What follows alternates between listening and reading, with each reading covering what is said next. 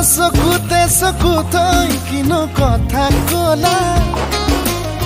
পলকতে হিয়া খনি কাঢ়ি নিলা মিচিকি হাঁহিটো মুকুতা কৰা সপোনতো বাদে বাদে খেদি ফুৰা এতিয়া তুমি যে মোৰ বুকুতাই উমলা ভাবিলে বাঢ়ে মৰম এতোলা দুতোলা নজনাকে নুবুজাকে পগলা হৈ